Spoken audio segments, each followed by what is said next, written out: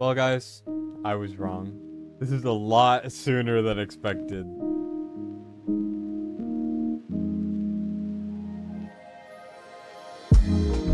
Hey guys, as you can see, the Falcia event is so much earlier than I thought it would be. I genuinely thought it would be in like a month, maybe 2 months since we learned about it, and it's not. It's this weekend, which is really bad for a couple reasons, which I'll talk about in a second. And I'm also gonna talk about if you should summon on it or not, and all of that good stuff, and if anything changed, why it's not that great. But first of all, I just have to kind of explain it a little bit. So first of all, the Sul'Kadan's Yrden banner I leaked maybe a month ago almost, like maybe 3 weeks ago. And this is a really good banner. I would summon on this if you want them. Sul'Kadan's is my most wanted character, but I also don't have any ancients at all. I have one. So I'm really not happy about this because my favorite character is now going to pass me by because it's so early. But that's besides the point. The main topic to talk about is Falcia. So Falcia, for those of you who don't know, I have her. I do not use her. She essentially, her kit is, she does magic and physical damage. She has 1 tile range. Her ultimate's terrible because she does a lot of damage to one enemy, 10 hits. But when you kill an enemy, she won't swap over to the next enemy, which is a problem. I don't know if they fixed that in the rework, but I doubt it. And then she also gains an extra slash that'll do true damage when she's in a demon slaying stance, which happens every couple seconds. And that's kind of it. She's basically a decent melee unit who does solid damage, but there are a couple glaring issues that she has that her rework kind of fixes a tiny bit. The main things to note is she's a northerner, which does not work very well with her. She would be so much better if she was a nightmare unit. She needs shields in order to gain damage, as you can see here, and it's not that reliable. Okay, so she's not going to have shields very often. Her A1 does not help with that either because the demon slaying stance is so uncommon. She doesn't have it very often, so it's not very good there. And overall, her kit's just a little bit of a mess. It doesn't pair well together, and there's really no parts of the game you would use her for. She's essentially worthless in faction trials. She's only good. I only use her in one stage in Void Rift, and that's the only place I use her for.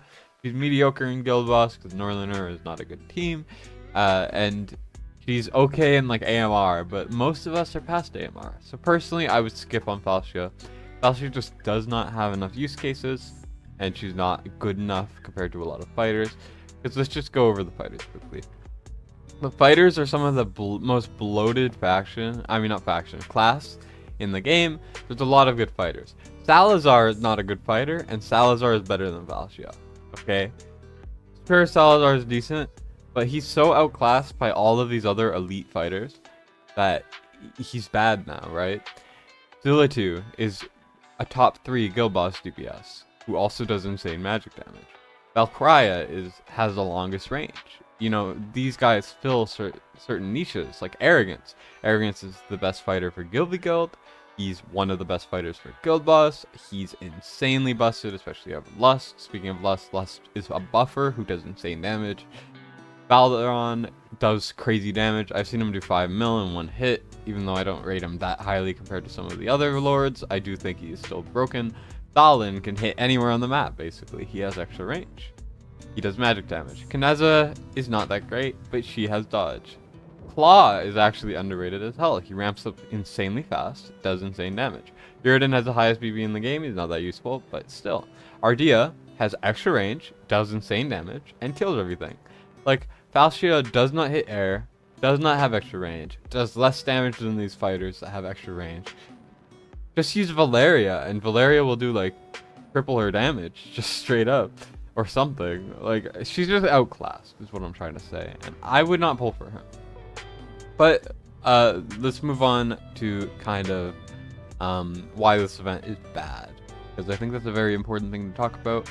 I know a couple people feel similarly that the event is a bit mediocre.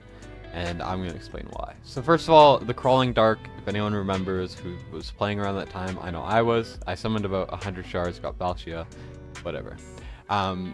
But anyways, so the Crawling Dark event was kind of boring in a way. It had an interesting idea where we would have a boss. It was essentially like Styx, the first glimpse of what Styx boss would have been. And it was okay. It was a fine boss fight. But it was pretty easy, even for me being a month or two in the game. And now, if we look over here, we actually... Wait, let me try to find it. We actually only have the same stages. So in the story mode, there's 4 challenge stages and there's a couple story mode stages. There were 4 challenge mode stages last time. There's 4 of them this time. From what I'm seeing, it looks almost exactly the same, and I don't really like it.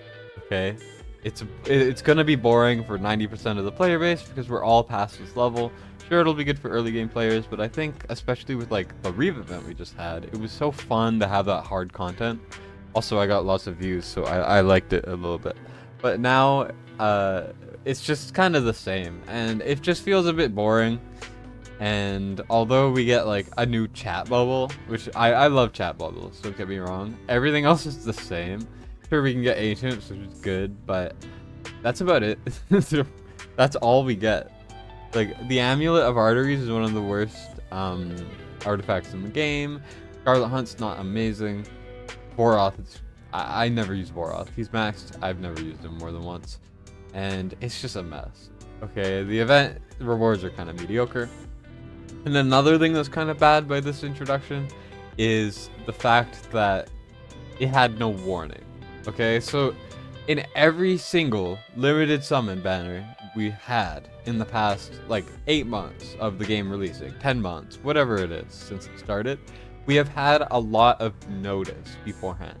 Like, for example, I can't speak on the first Reeve event, but we knew about the Falcia banner for like a month. Like, officially too. That's before any leaks were out, because I think I was like the first to regularly do leaks.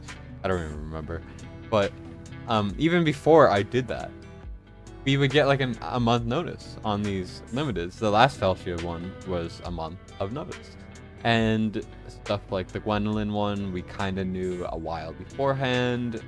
Like, we got the content creator event for Gwendolyn like a month before, and that was just the event to get the gems. Like, we had so much notice, and I leaked the Lust event. Lots of people leaked the Lust event, not just me. I shouldn't take full credit. But there were a lot of leaks on the Lust event like 2 months before it came out. So we all had time to save. Almost everyone got Lust to save for her because we had so much time. But here, we heard about the Falcia event maybe 2 days ago. 3 days ago, this week, and then boom, it's here. There's no notice here. I don't have summons because I summoned on the comment banner because I needed him and I got a friggin' Razak. But I don't have summons for it. So imagine Falcia was my most wanted character and I just had no notice. I would have to buy like a couple hundred, like maybe even $100, $200 worth of summons if I wanted to get a single copy of Falcia. And she's not even that good, which is the thing. Like, I don't get it. I don't get why they did it this way. It's a little silly. And we also have a new limited coming out. I will have a leak video out probably right after this one, actually, if I can. I'm going to talk to Panther about some of the stuff. But I have some dates for banners for next month, which I will talk about in a future video. But further emphasizes my point on why you shouldn't summon is because we have some crazy stuff coming up. A lot of the stuff that I leaked is coming soon and all that stuff. So I do have to say, like, it's not 100% clarified. I have to clarify it with my guys. But it's possible this is not even a banner worth summoning on because there's a better banner next month. But that's undecided yet, and I will get back to you guys on that. Just keep in mind that lots of crazy banners soon. We're getting kind of force-fed, and it's really exhausting because I feel like I have to summon every week. Because the weeks that we don't have good banners that are like 15x, we have 1+1. So we have like crazy mixes or reoccurring like reruns or something like that. And it's just a mess. We need a couple weeks to just kind of let it die down. Save for the new limited mage that's coming out, which I will once again have a video on very soon. And we just need a break, man. It's my opinion. So overall, just I would not summon this weekend. If you want to summon, if you want to whale, I will be doing viewer summons if more than 2 people want me to, and I will be more than happy to summon. So if you want, just contact me about that.